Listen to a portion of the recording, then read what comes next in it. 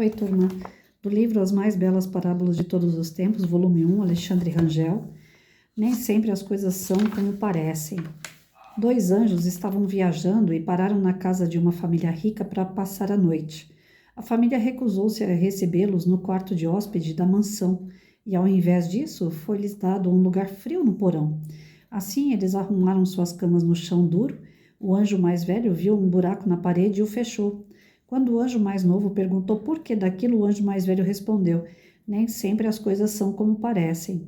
Na noite seguinte, os dois anjos vieram descansar na casa de um fazendeiro muito pobre, porém hospitaleiro. Depois de compartilhar a pouca comida, o casal deixou que os anjos dormissem na sua cama, onde puderam ter uma boa noite de descanso. Quando o sol veio na manhã seguinte, os anjos encontraram o fazendeiro e sua esposa em lágrimas. A única vaca, cujo leite era o único rendimento da família, estava morta no campo. O anjo mais novo perguntou ao anjo mais velho: como você deixou que isso acontecesse? O primeiro homem tinha tudo, mesmo assim você o ajudou. A segunda família tinha pouco, porém estava disposta a dividir todas as coisas. E você deixou que a vaca morresse? Nem sempre as coisas são como parecem, respondeu o anjo mais velho e continuou. Quando estávamos no porão da mansão, vi que havia ouro guardado em um buraco na parede. Visto que o dono estava tão obcecado pela cobiça e não estava disposto a compartilhar sua fortuna, eu fechei a parede e ele não será capaz de encontrá-la. Então, na noite passada, enquanto nós dormíamos na cama do fazendeiro, o anjo da morte veio para levar a sua esposa. E eu disse que ele levasse o animal no lugar da esposa.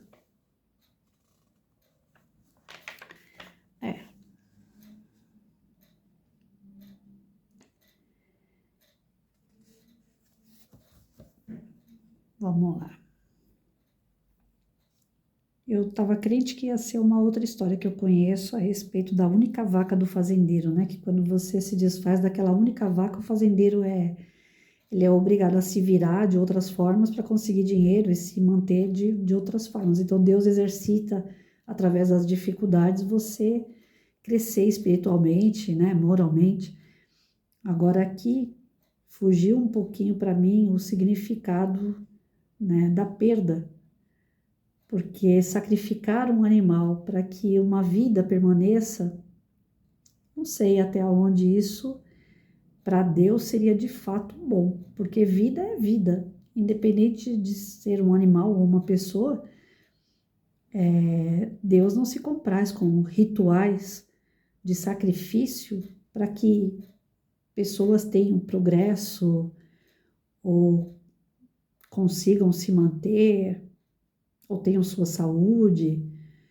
Eu acho que isso é um pouco de retrocesso até, né? Se a gente acreditar que através de rituais de sacrifício, pessoas vão ter condições melhores de vida. Então, eu não aceito muito um texto como esse aqui, de verdade não. Agora, se for para colocar a questão do que o anjo fez na parede do rico, né? Ele tampou a parede para que o rico não fosse mais rico, que ele diminuísse a sua soberba, o seu egoísmo, né, o seu orgulho devido à parte material alcançada, aí sim, eu vou levar o texto mais para esse lado. Acredito eu que a pessoa que mais tem posse, geralmente são pessoas que também têm mais orgulho e são mais egoístas, porque elas têm um medo, uma insegurança tão grande de que outras se aproximem delas para tomar o que é delas, porque elas veem a condição material como a única condição e a maior de todas as condições de ser feliz. Então é feliz porque tem casa, casarão, empregados, carros, dinheiro, conta no banco, situação financeira muito bem resolvida e, além de bem resolvida, sempre guardando muita riqueza, sempre naquela conversa de que os tempos são difíceis, então eles precisam estar segurando o dinheiro, não pode gastar com qualquer coisa, e esse qualquer coisa geralmente está ligado a fazer o bem para as pessoas. Tem um discurso daquele tipo assim: se eu lutei para ter o que é meu, então cada um lute para que tenha o que é seu. Que é um discurso egoísta, né? Do tipo, eu não vou ajudar porque ninguém me ajudou, eu cresci sozinho, então o outro que cresça sozinho. Então, nós temos, assim, dentro dessa história, mais a questão, pelo menos para mim, se fosse a professora que fosse desenvolver esse texto, eu teria mais o exemplo do rico para trabalhar, né? Eu sempre proibi na sala de aula que emprestassem materiais entre eles, eu sempre falei para as crianças, o mesmo trabalho, sufoco que a mãe de um teve para comprar o material, porque a prefeitura dá, mas dá material ruim, que acaba logo. Então, os pais geralmente gostam de comprar de bichinho, Hot Wheels, ursinho carinhoso, né, Barbie, de personagens. E as crianças que veem os personagens dos colegas querem, às vezes, pegar, não é nem porque não tem, né? Às vezes quer a borracha do outro emprestado porque a borracha do outro tem um cheirinho. E nessa curiosidade toda, eu nunca deixei que ficassem pegando material emprestado uns com os outros, não por falta de solidariedade e empatia, mas por essa questão da curiosidade, pela questão da indisciplina, porque fica levantando da sala para pegar e devolver material, pela questão do sacrifício que cada mãe faz de comprar o material do seu filho, e aí se todo mundo quer usar, o material acaba logo, a própria criança acaba não usando, perde-se esse material na sala de aula, pode ocorrer uma questão de furto, então, cada um com seu material. Mas ainda que eu fizesse isso, eu jamais discriminei aquele aluno que tem menos condições, aquele aluno que a gente sabe que é de uma família mais precária, tal. Eu sempre dei materiais, eu sempre comprei materiais e dava para esses alunos.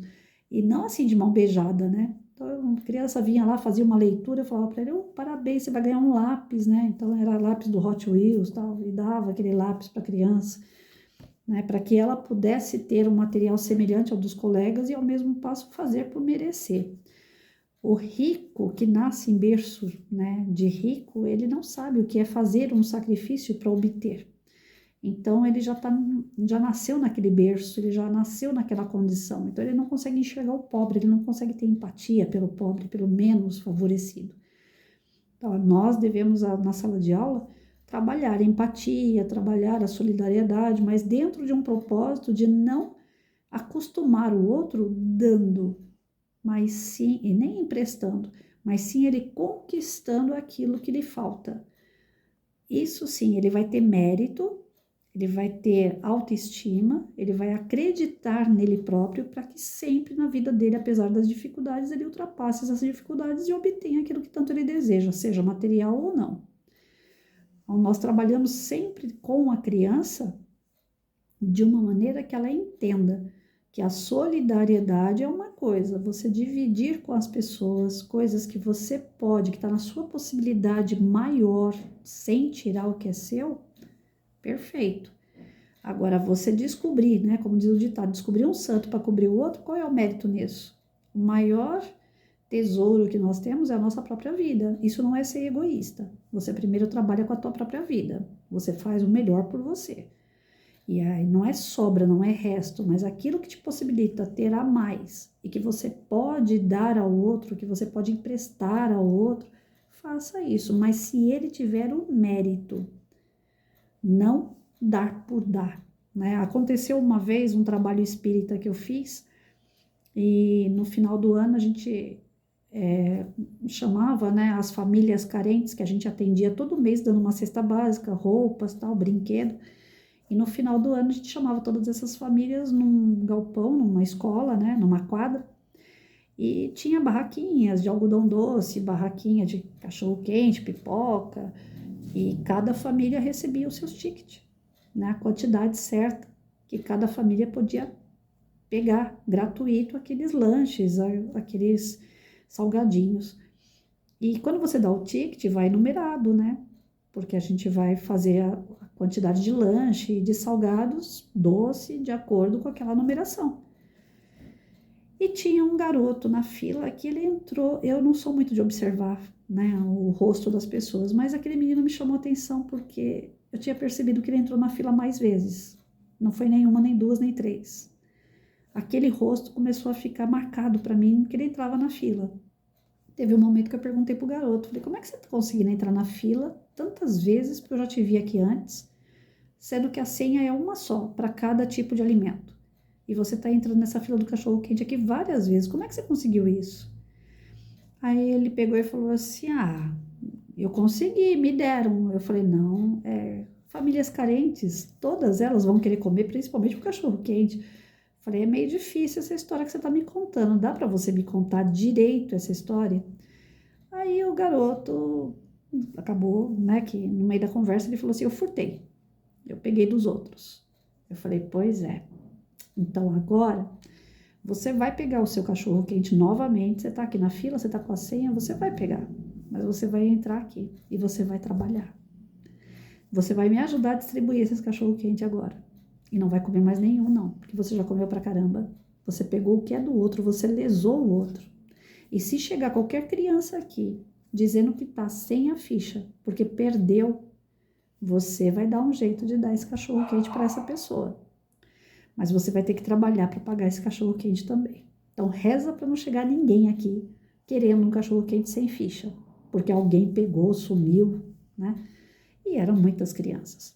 Então, assim, o que eu via eram mulheres com bolsa aberta, tentando pegar, que nem pipoca, por exemplo, ficava na beira, né, da barraca, elas com a bolsa aberta, elas tentavam colocar mais pipoca dentro da bolsa. Peguei casos assim. Então, como que você ajuda a pessoa, né, que não aproveita um momento de ajuda, abusa do momento de ajuda? Então, por isso que Deus, Jesus, né, eles, Deus, nosso Pai, Jesus, o nosso Mestre, orientam a gente da seguinte forma: a gente só pode ajudar quem realmente quer ajuda. Quem não quer ajuda tem que penar um pouquinho para aprender a ser humilde, para aprender a buscar a ajuda dentro do seu merecimento, porque ajudar quem não tem merecimento, na verdade, ambos vão estar errados. O quem não tem merecimento e quem está ajudando consciente de que está ajudando uma pessoa que não precisa. Então, tem pessoas que não sabem passar por suas necessidades, querem dar uma desperto, né? Ou querem pisar em alguém para que ele se sobressaia. E essas condutas são condutas que nós devemos corrigir. E corrigir quando? Dentro da sala de aula ou dentro da própria casa, com o seu filho. São valores que você constrói para que ele saiba que, independente se ele tem material ou não, ele não pode pisar em quem não tem. Se ele não tem material, ele não pode querer o que é do outro. Ele não pode lesar o outro para obter aquele material. Então, é um momento de discussão sobre isso. Eu levaria esse texto mais para esse lado. A questão do sacrifício da vaquinha em razão de uma vida, eu não concordo. Então, esse lado do texto eu não trabalharia.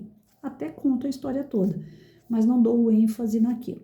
Não é porque o professor, o pai e a mãe lê um texto, porque para mim é surpresa, eu estou lendo agora. Eu não sabia qual era o fechamento desse texto. Tanto é que na hora que falou da vaquinha, eu imaginei que fosse uma outra história.